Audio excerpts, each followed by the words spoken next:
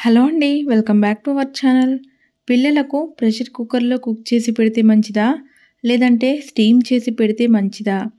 ఏవి కుక్ చేసి పెట్టాలి? ఏవి స్టీమ్ చేసి పెట్టాలి అనే విషయం గురించి తెలుసుకుందాం. మీరు స్టీమింగ్ చేసి పెట్టాలి అనుకుంటే పండ్లు, కూరగాయలు, ఆకుకూరలు వంటివి స్టీమ్ చేసి పెట్టాలి. వీటిలో వాటర్ వేయాల్సిన అవసరం లేదు కాబట్టి స్టీమ్ చేస్తే సరిపోతుంది. న్యూట్రియంట్స్ పోకుండా ఉంటాయి. ఇక ప్రెషర్ కుక్కర్‌లో గ్రెయిన్స్, పచ్చి బఠానీ, చిక్కుళ్ళు, పప్పులు మొదలగునవి కుక్కర్లో వేసి పెట్టేయాలి. రెసిపీని బట్టి ఎలా కుక్ చేయాలి అనేది తెలుసుకున్నారు కదా. కుక్కర్లో కుక్ చేస్తే మంచిదా లేదా స్టీమ్ చేస్తే మంచిదా అంటే రెండింటిలో మంచి బెనిఫిట్స్ ఉన్నాయి. కానీ పండ్లు, కూరగాయలు కుక్కర్లో వేస్తే వాటర్ పోయాలి. జస్ట్ ఫ్రూట్ని తీసుకుని బేబీకి పెడితే అందులో ఉన్న పోషకాలన్నీ ఆ వాటర్లోనే ఉండిపోతాయి కాబట్టి అవి స్టీమ్ చేస్తే మంచిది.